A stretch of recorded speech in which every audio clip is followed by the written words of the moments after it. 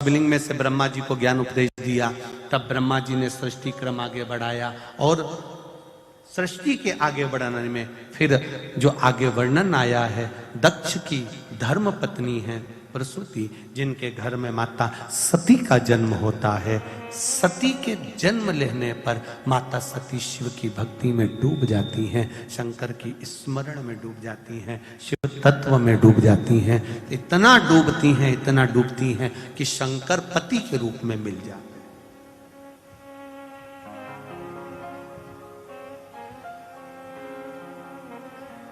शिव पति के रूप में मिल गए।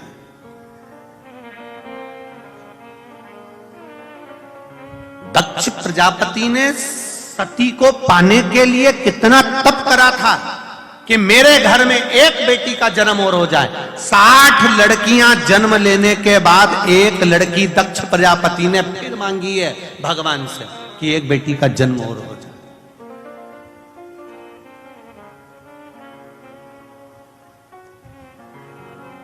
बेटा भाग्य से होता है, बेटी को सौभाग्य से प्राप्त होती है। भाग्य का भी 100 गुना करना पड़ता है, तब जाकर बेटी का जन्म होता है अपने घर में। 2 मित्र मिले, दोनों मित्र सालों के बाद मिले। बहुत जब कुंवारे थे तब मिले थे, अब शादी हो गई, बच्चे हो गए, दोनों मिले। एक मित्र ने दूसरे मित्र से पूछा, शादी हो गई? हो। कितने बच्चे हैं? मेरे 2 लड़के हैं। 2 लड़के? अरे वाह। कहां रह रहे हो आजकल? बस पुणे में रह रहा हूं। पुणे में कहां रह रहा हूं? मंगलवार पेट में रह रहा हूं। ओहो, बहुत बढ़िया। जॉब है? हाँ, बहुत बढ़िया। अच्छा पैकेज में कह दे अपना तो बढ़िया। और तेरे क्या हाल चाल है? मैं तो यहीं गांव में रह रहा हूं। अच्छा, शादी हो गई? हो। कितने बच्चे? मेरी 2 लड़की है। लड़की? 2 हाँ, 2 लड़की। अच्छा। मित्र बोला, अच्छा हुआ भगवान ने मुझे 2 लड़के दिए। लड़की का कितना ध्यान रखना पड़ता है, कहां जा रही, क्या कर रही, पढ़ाई कर रही, नहीं कर रही, स्कूल जाओ, छोड़ने जाओ, कॉलेज जाओ, ये करो वो करो, लड़की का कितना ध्यान रखना पड़ता है। अच्छा हुआ भगवान ने मुझे 2 लड़के दिए, लड़की नहीं दी। लड़की का पिता जो सामने खड़ा था, दोनों बेटियों का हाथ पकड़ा हुआ था, ये मेरी 2 बेटियां हैं। आंख से आंसू नीचे गिरा तो बड़ी लड़की ने अपने पापा की आंख के आंसू को देख लिया।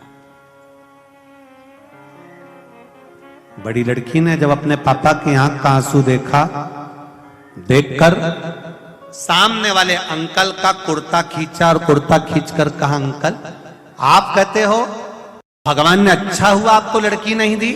अंकल मैं कहती हूं भगवान हमेशा लड़की भाग्यशाली को देता है, खोलने को नहीं देता।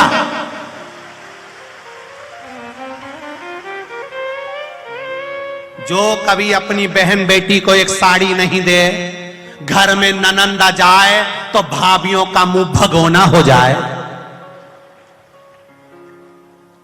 ऐसी भाभियों को भगवान लड़की भी नहीं देता।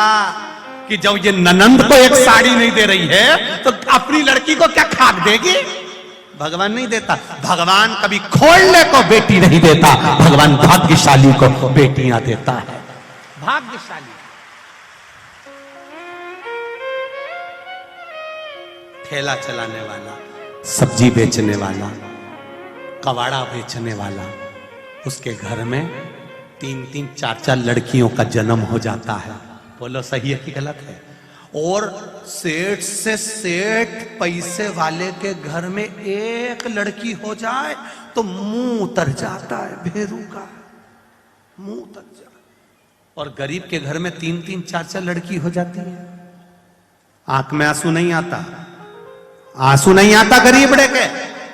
किसान, खेती करने वाला, कबाड़ा बेचने वाला, सब्जी बेचने वाला, दूध का ठेला लगाने वाला, अखबार बेचने वाला, सामान बेचने वाला, कभी नहीं रोता बेटी के जन्म पर।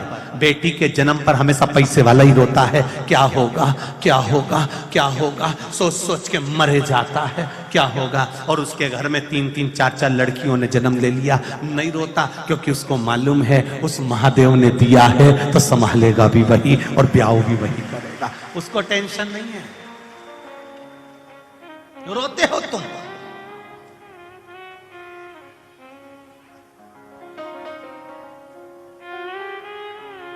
पूरे मराठवाड़ा में, पूरे महाराष्ट्र में, पूरे महाराष्ट्र में जितनी धन की कमी नहीं है, जितनी संपदा की कमी नहीं है, जितनी वैभव की कमी नहीं है, मराठवाड़ा महाराष्ट्र में सबसे ज्यादा कमी है बेटियों की कमी है।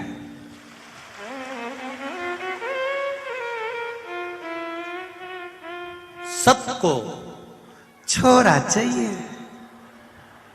छोरा। बस एक टावर हो ही जाए, क्या बोलते डी करा नहीं, महाराष्ट्र में क्या बोलते मुलगा।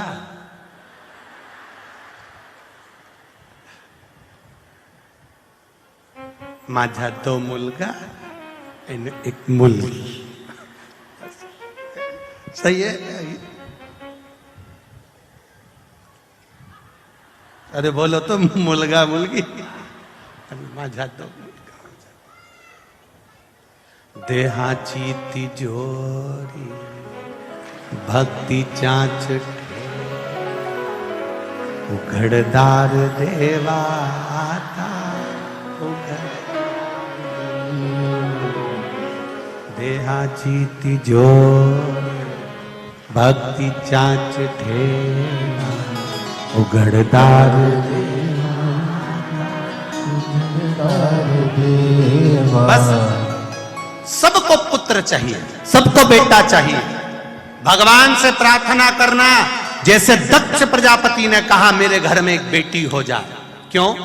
बेटी होगी तो वो मुझे कभी दुखी नहीं देख सकती। बेटी अपने माँ बाप को कभी दुखी नहीं देख सकती, वो बेटियां हो।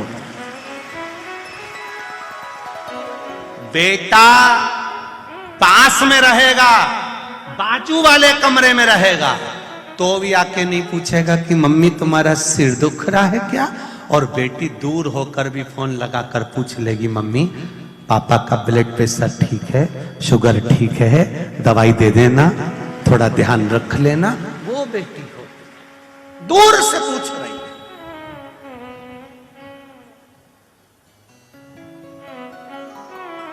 दूर से पूछ।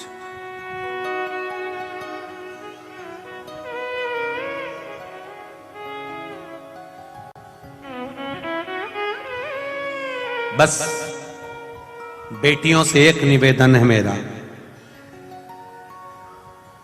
पूरे भारत की बेटियों से, पूरे विश्व की बेटियों से एक निवेदन हर कथा में रहता है। आज फिर कहता हूं, तुम्हारे पिता ने तुमको कपड़े पहनने से मना नहीं करा, कैसे वस्त्र पहन रहे हो कभी पिता नहीं कहता। पढ़ाने से मना नहीं करा कि तुम्हें कहां तक पढ़ना है, दूसरे गांव भेजने से मना नहीं करा। तुम्हारे पिता ने सबसे विवाद मोड़ लिया, तुम्हें अच्छा कॉलेज दिलवाया, पढ़वाया। बस बेटियों से निवेदन है, जब पिता ने तुम्हारे लिए बहुत त्याग करा है तो पिता को कन्यादान का मौका जरूर देना। कन्यादान का मौका अपने पिता को जरूर देना।